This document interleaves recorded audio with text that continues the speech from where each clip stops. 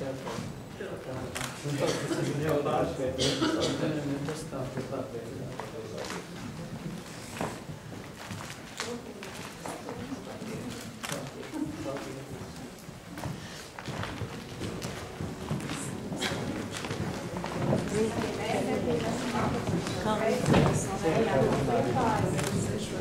esmu Dievam pateicīga, ka Edvīna, tu esi bijis man garīgais skolotājs, piedoties, esmu bijis spīdīgs, un augstrātīgi reizē.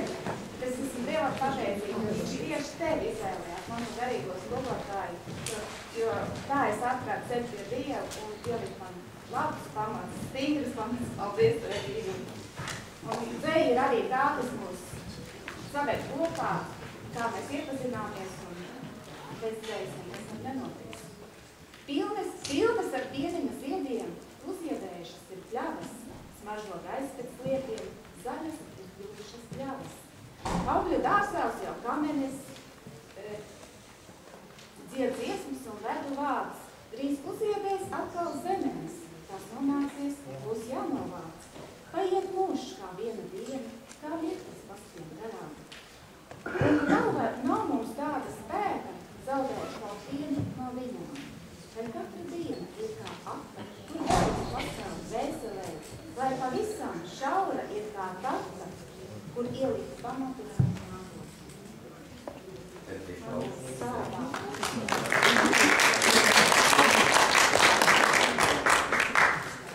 Es vēl pāris vārdu piebildīšu pie visā, ko Evita teica.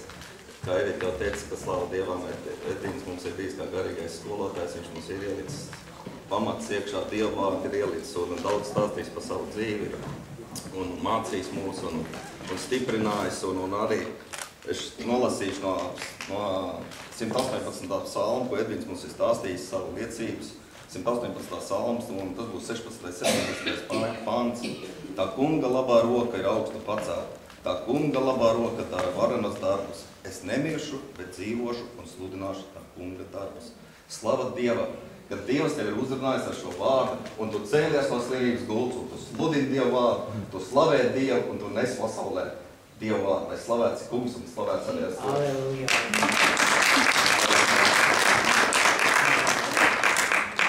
Mūsu ceļojums, kā Liepājas piesīdē, paši lasīsim. Pirmais ceļojums par manas bērnības un dzīves takām bija pateicoties maniem mīļajiem. Un te ir mana fotogrāfija uz Abavas tilta. Tur es paceltām rokām atgriezos tajā laikā, kad kara laikā es tur biju. Un šajā vietā Kandavā man viens vācu ārsts iepotēja pret difterītu. Un es zinu, ka toreiz mani Dievs izglāba, jo es biju gandrīz jau nomiris. Šī ir vēsturiska vieta. Paldies, Alni! Paldies!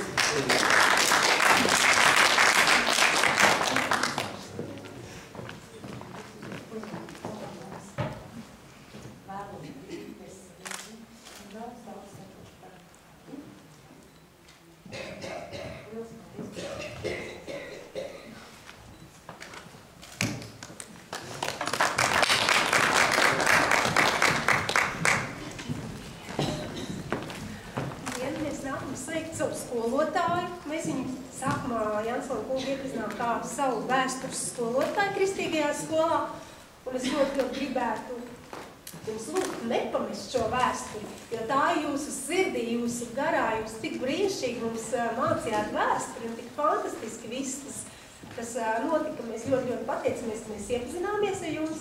Mēs arī ļoti pateicamies par jūsu dzejojiem, ka jūs savu bieži vien lasījāt mums arī stundās dzejojus savus.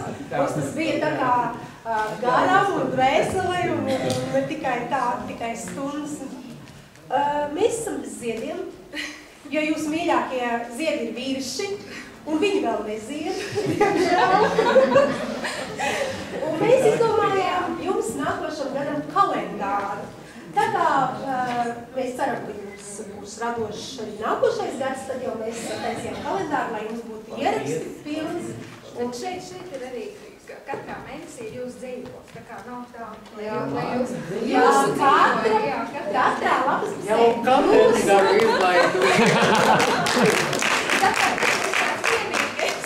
Tas ir unikāls kaut kas. Jā, lai Dievs jūs svēta pagātnīgi. Paldies. Paldies. Tā ir viena no manas grāmatas korektorēm.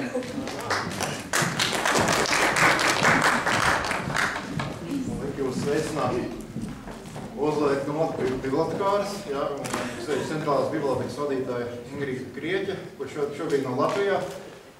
Jansson kungs ir uzdāvinājis visas savas grāmatas, kāds jums iznākuši, uzdāvinājis Ozolnieku novada bibliotekai, un bibliotekāris lika teikt, ka lūdzu teikt, jā, lielu paldies par šo, ka dāvināja, protams, bet arī jau, kad arī grāmatas ir atraduši savus lasītājus.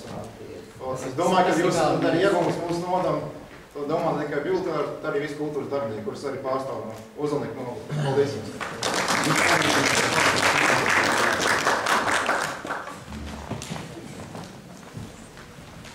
Tagad mūsu apsveikuma otrā daļa.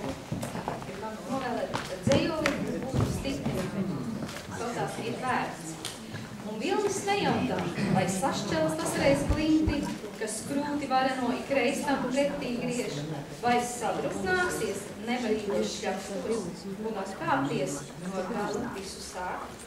Vai putni zina lidojuma briesmas, kad sena dzīves pārnos celties liek, kaut daudzi nesasniedz šo iecerēto krastu, bet citi tālu ceļu veids. Ja reizē dzeļu raksti, pagurst tava roka un jautās sev, vai tas man vajadzīgs? Ir vajadzīgs, kamēr vēl kaut vai viena sirds no tā sev prieku smeļ. Es teicu, medīju tevi ar tādu praktisku lietu, mēs ierakstījām šo Edvīnu Jansonu pirmo lūkšanu dzeļā, dziesmu, diskā, un viņš klausās un atcerās, kā tas viņam tapa, kā tas radās, jo tas tā mums kopīgi no draugiem nogrē, kā viņš sveiciens, un atcerās. Viņš sveicās.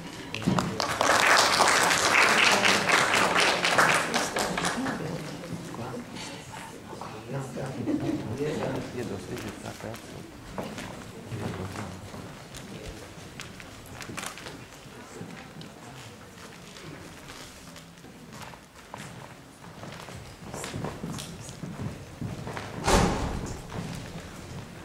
Mēs dzirdējām brīnišķīgu dzeju, bet lieldienās bija mums liela laime Edvīnu redzēt savā mazajā draudzē Rīgā ar liecību, būtībā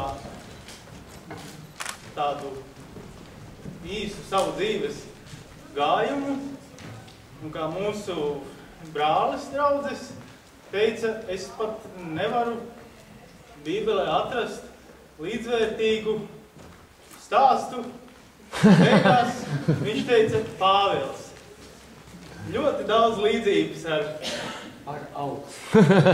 Pāvila gājumu. Es domāju, tur ir ļoti daudz līdzības. Šodien vēl es domāju par dziedināšanu. Vēl ir stāsts par Hiskiju ķēniņu, man liekas. Kam arī Ķēniņš ir gan stāsts. Pielika gadus klāt. Es domāju, atkal ir līdzība. Un vispār tas ir brīnums Dieva, kā mēs satikāmies ar Edvīnu. Mans uzvārds arī ir Jansons, bet laikam tas ir tikai viens sīkumiņš. Un arī vārds ir. Man ir dēls Ainārs Jansons, vecākais dēls, kam 54 gadi. Bet šodien tas tīmeklis ir, ja viņu labi izmanto, ir laba lieta. Sveicu mūsu draugu.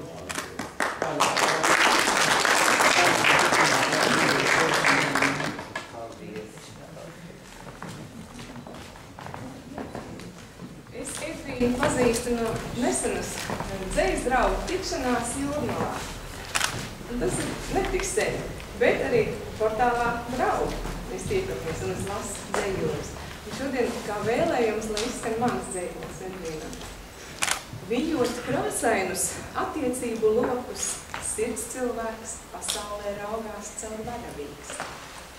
Būdams dāsnis, no sevis kā akas, viņš izsmeļ pēdējo labestības lāsi un to atdāvina pasaulē. Skatos un brīnos, cik patiesi un nesautīgi tas notiek. es pazīstu tādus cilvēkus. Paldies par šodienas sirds mirkli, Edvīna, un daudz laimes. Paldies. Ir tāda interesanta lieta, ka ir tā iespēja tāds mazs tirāžs, kad iespēja autoriem izdoties, un mēs izdarījām tā, ka uz Edvīna izdevām arī pirmo krāsaino maztirāžu grāmatu, kur arī Edvīna Jansona dzēri, tur ir vēl arī pa ozolniekiem, ir krāsainas fotogrāfijas, atkal kaut kāds jaunums, visiem jaunumiem klāt, un tā ir tā 13. grāmata. Ja tā iznāk. Plus kalendārs. 5 kopjāji, ja jau ir tā arī 3 autori. Un tad vēl vien gribēju tā kā liecība par Edvīna dzēju. Es esmu cilvēks, kas ir praktisks, kas, dzēju nelasa. Tas, vispār es nesaprotu. Un tagad es tur maketēju Edvīna grāmatu vienu, un kad to lietu dar, tad brīžiem tu izlasi kaut ko jaunu. Vienreiz es izlasīju to vienu dzejoli, un es biju līdz asarām, tā kā viņa dzēja darbojas pat uz tādiem, kas nelasa dzēju.